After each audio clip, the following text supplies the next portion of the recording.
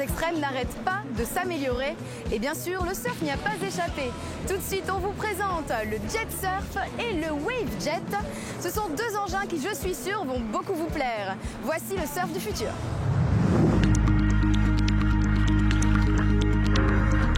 Et si la rame n'était plus qu'un lointain souvenir, qu'il était désormais possible de passer la barre en surf sans le moindre effort, aurait-on affaire à un sport de flemmard ou pénétrerions-nous dans une toute nouvelle dimension? En tout cas, la planche motorisée est aujourd'hui réalité. Retour sur cette drôle de tendance, à commencer par le wave jet. C'est un gars, Mike Riley, à Los Angeles, qui a mis 7 ans pour développer ce produit. On peut dire que ça fonctionne comme un jet ski, c'est-à-dire c'est 2 turbines avec 2 hélices ici qui sont protégées pour protéger les mains et autres. L'eau est aspirée par ici et elle est rejetée ici qui génère la puissance.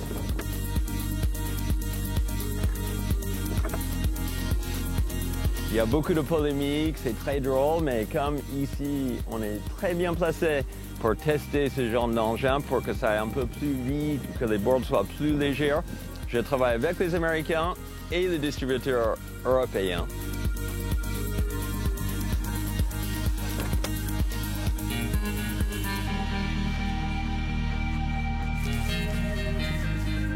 Et ça ressemble à une planche normale, sauf qu'il y a un moteur intégré à l'intérieur. On a cette poignée montre pour démarrer et qui est étanche Bluetooth et Seatooth, c'est-à-dire pour l'eau salée et pour aller en pleine mer.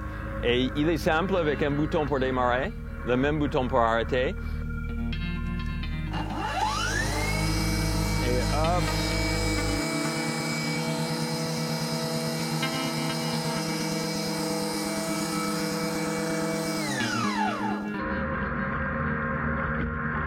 Une technologie spectaculaire qui fait le bruit d'un robot mixeur. Heureusement, l'eau fait passer la pilule, mais qu'en pensent les principaux intéressés? Je pensais pas du tout que ça allait avoir cette puissance. Je pensais que c'était un gadget, que j'allais rien sentir. Et en fait, ça marche du tonnerre.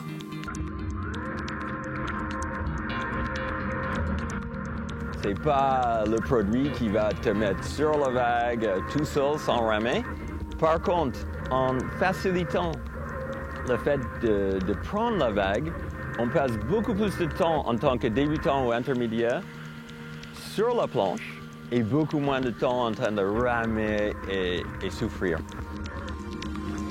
Facilité à la rame pour les débutants, faire du tow-in sans jet ski, une invention qui ouvre le champ des possibles. Faut-il qu'elle réussisse à trouver sa place?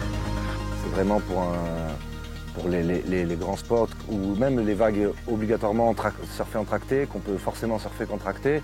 Et bien là, il n'y a plus besoin de jet ski. Donc du coup, on n'a pas de pollution, le bruit est minime comparé à un jet ski.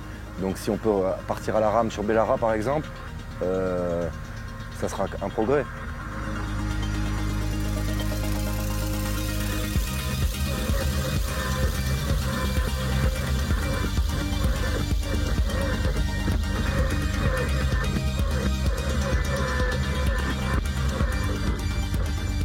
Les gens sont interloqués, donc il y en a beaucoup qui râlent, ils te font du mauvais regard et tout ça, mais je pense que c'est comme tout objet révolutionnaire, ça doit prendre le temps de rentrer dans... Il faut que déjà tout le monde l'essaye. Nous, on est vraiment les tout premiers en France, ou je sais même pas, peut-être dans le monde, à les essayer. Donc,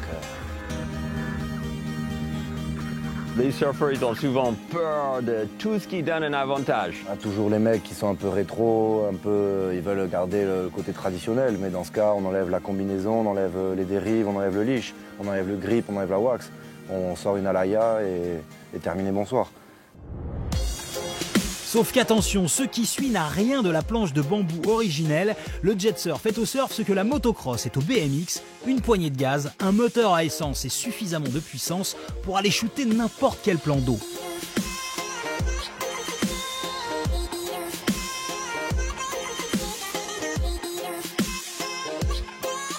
100 cm3, une vitesse de pointe à plus de 50 km/h. Un conseil, passez le permis bateau et faites des économies. Ça coûterait quand même entre 8 et 11 000 €, 2 fois plus que pour le wave jet.